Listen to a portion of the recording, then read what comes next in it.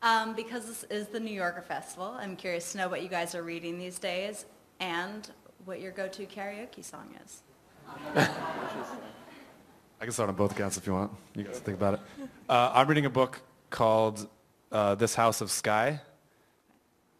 It's by a guy named Ivan Doig. I have no idea how you pronounce that.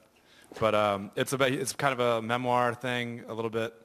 Not like a straight memoir, but it's about his childhood in rural Montana. I spent a little time there, so I like that. I think I bought it when I was over there, so I'm reading that and kind of thinking about that. And my go-to karaoke song would be Fat Lip by Sum 41. I'm reading Travels in Siberia by Ian Fraser, who's a New Yorker writer, actually. Nice. Yeah, not bad. And I like doing Killing in the Name by Rage Against the Machine because you get to scream and there's not a lot of notes in it, so that's my go-to karaoke song. I'm reading the new Zadie Smith book, NW. I really just started it, so I can't tell you anything about it yet. But my go-to karaoke song is Under Pressure by David Bowie and Queen. The book I started reading a couple weeks ago is this biography of Emily Dickinson, and I don't even remember who wrote it because it was just the first one that came up on the Kindle when I typed in Emily Dickinson biography. But I'd read some of her poems recently, and I started to think, like, why did I always hate her? She seems pretty interesting. I wonder what her life was like. And it is pretty. I know why. It's because we had to study it in high school. That's why I hated it. But now I think she's very cool. And my go-to karaoke song, I didn't even realize that this was a cliche, but it's Sweet Caroline. And now that when I go to sing it at karaoke, I feel like a little bit embarrassed, and yet that is my karaoke song. So I'll stick with it. A legion of Red Sox Nation doesn't mind, so. Oh, right. First time I saw you guys play was your first time you played Coachella in like 2008 or something like that. Great show, sunset show at the outdoor stage, you know, and I remember thinking at the time, 18 months earlier, these guys were probably playing to their friends, and, you know, and it wasn't, you know, there was a real quick leap to success. And, you know, and I was impressed at how the musicality of it, instruments great, you know, and the confidence on stage. You guys just didn't seem to be fazed by, you know, I don't know, what were there, maybe, you know, 15,000 people or 10,000 people, something like that. And now hearing you speak, it's obviously you guys are kind of a thinking man's band. You think a lot about, you know, what your role is and your relationship with your audience. And you mentioned, Ezra, your relationship with your fans. And that's really my question: is what is your relationship with your fans? How do you you know, characterize that? And it does seem like you guys kind of have a 5-year plan or a 10-year plan, or there is a bigger picture, you know. And as you said, it's a chapter. This book, you know, and everything you're saying is all about this is the moment in time and this is where we are. What is the big picture, and what is your relationship with your fans? Well, I mean, obviously, like any band, our fans are very important to us, and it's been, I think, only in the past few years, maybe it's because of Twitter, I think we started to realize that we have like a group of people who truly are our fans. Of course, you know, whatever, we play at Coachella and you see people out there singing the songs, so you feel like you have fans, but now more and more there's a feeling that we have true fans who follow our band and who are excited for the next album. And, you know, that we can't really allow that to impact the way we make our records, but we definitely like keep it in mind. And, you know, we can only judge our songs based on whether we feel they're good enough to be on the album, but then there is more and more I start to get that feeling, and I think we all feel it to some extent, you know, wondering how the people who like our band are going to interpret it, wondering how they'll interpret the lyrics or how they'll like the song, how they'll like to see it live. So it's definitely something on our mind. I don't know if it guides us in any way, but it's certainly important. And one thing I can say about our fans in particular is that from the beginning, we always felt that we wanted our band to feel like a world. That's just the way that we thought about it, from the art to the arrangements, the instrumentation, the lyrics, even the way that we looked in our videos. We wanted it to feel like a world. And that's something, the success of that idea you can certainly measure in terms of whether or not your fans feel that way, whether or not they can see the unity, or if you're just the type of band where they're like, yeah, I like those 3 songs. And so that's something that's cool to look to the fans for, to see if they're picking up on the kind of like bigger picture vibe that we're throwing out there. And so far, I feel like that's definitely happening. One thing he mentioned that I was struck by is your confidence as a group on stage from the very beginning and how you projected yourself. Did you feel that confidence? In other words, when everything started to take off, I know you were surprised by it. You mentioned that early on. But you didn't seem to project anxiety about it or nervousness. Did you have that or not really? For playing shows? Or just shows or just suddenly seeing this as who you've become? Well, I mean, that's always, I think, a point that's different for all of us, and maybe some of us haven't quite reached it yet. But I think I'll speak for shows specifically. I think at a certain point, and yeah, when you're wherever you are, was asking the question about Coachella, like that was something of a misnomer, because the show on either side of that, we probably played for like 300 people, which is still a great amount of people to play for.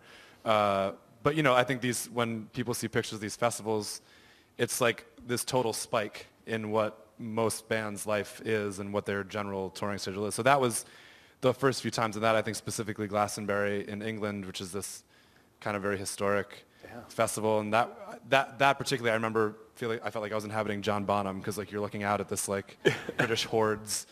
But no, I mean, I think you just get used to it, and you kind of at some level kind of block out what's in front of you and just worry about what's going on between the 4 of you and however many people, if it's a television camera, if it's a New Yorker audience, if it's whatever, you learn to just do what you need to do to kind of make it work. Let's go over to the next mic. Oh my God, I've been waiting for this moment for like 4 years, so excuse me. Okay, well, first of all, why don't you guys reply to my tweets?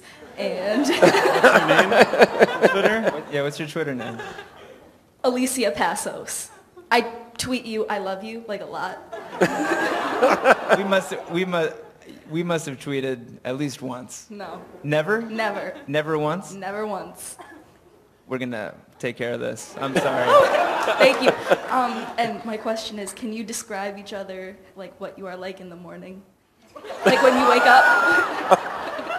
Well, CT, his big thing on our early tours is that he doesn't do mornings.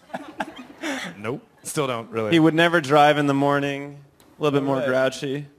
Because did we ever buy one of those I don't do mornings? That Yeah, was we actually- had there's a another shoe. Coachella, the first A Coachella shirt. story. Oh, yeah. Is we were in Austin at a decent Mexican place called Jaime's, and they had a little duck relaxing in a margarita, and he said, I don't do mornings.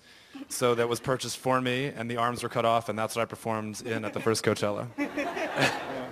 So I don't do mornings. It's been a while since we had to wake up in beds together, but we did do plenty of that.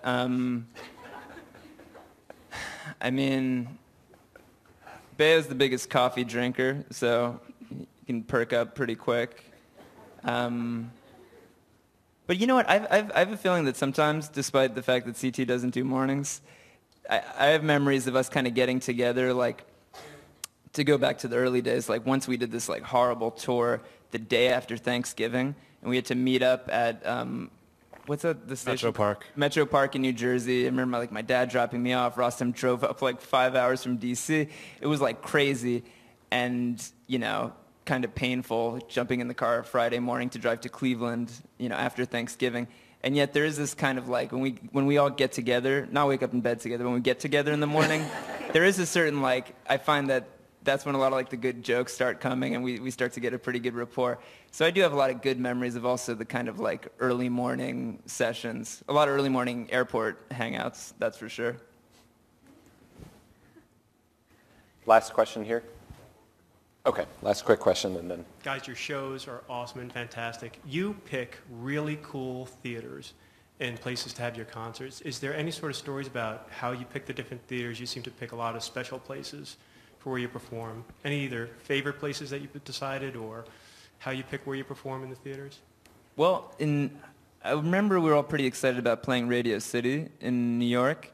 And I mean, we've played, the truth is like we don't always get to pick where we play. And it becomes harder and harder sometimes to find cool venues in different cities.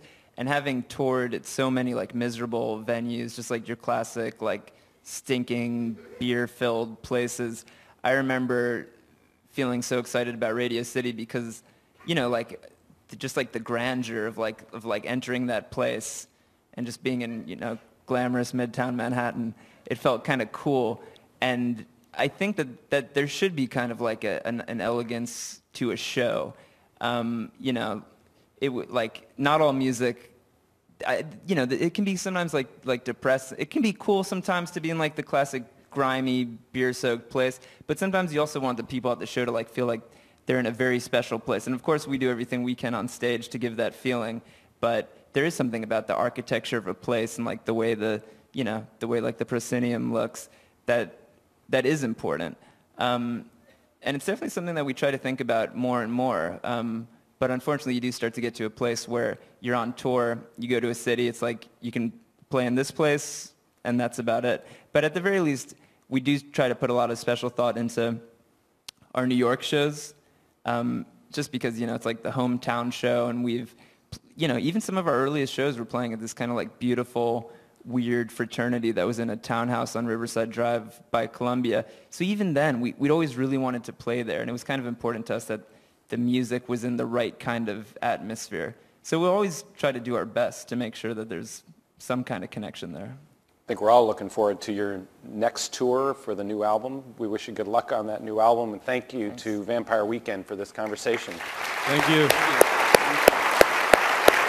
A few minutes, and then we'll be back with some music.